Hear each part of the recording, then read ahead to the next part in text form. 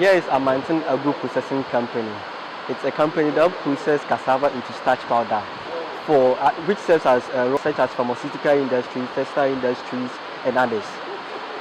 And here I am. My name is Akufu Salas. I'm an electrical and electronic engineer here on site, and I'm here to take you through the process here. And so we will start. First, we have the weighing section. Then we have our washing section, rasping section, concentration and separation section, drying section, boiler section, and then we have our biogas section as well as our fiber press section. Those are the various sections we have when it comes to the factory here. And so first, with our weighing section, when the cassava comes carried in whichever vehicle, we weigh the cassava in tonnage, that's in tons, with the cassava's weight and then the vehicle's weight inclusive. And after that, the vehicle offload the cassava to our offloading side. And when it's offloaded, we also let the vehicle go back, and then we take the weight that's in terms of tonnage of the vehicle alone, so that we do the deduction, that we know the actual weight of the cassava that was brought in. And when the cassava comes in, it gets into our vibrating hoppers. And from the vibrating hoppers, it comes into our short conveyor belt. And from the short conveyor belt, it gets into our long conveyor belts.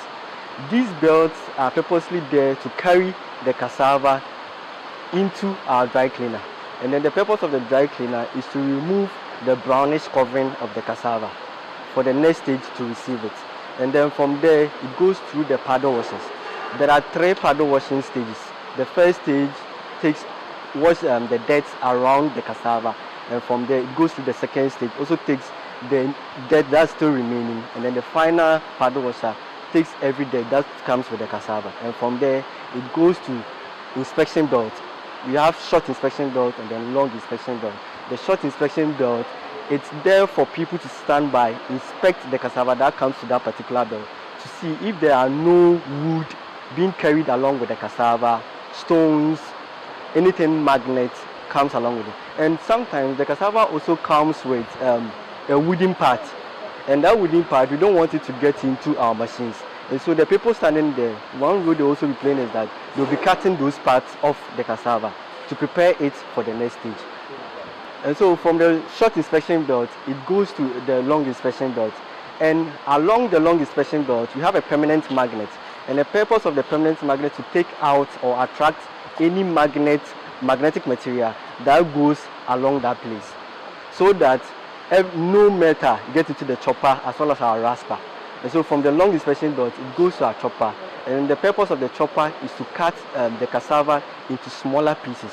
And there too, we'll be having someone standing by to check from time to time to see if the chopper is cutting the cassava into the pieces that we desire. If not, for us to look into at the machine that is doing the cutting. And then from the chopper, we have hoppers, a sort of carrying component that carries the cut pieces. And then those cut pieces, they go through a screw conveyor. Those screw conveyors carry the chop pieces into feed into the raspers. And then the rasper is the grinding machine that grind the cassava into the slurry that we want.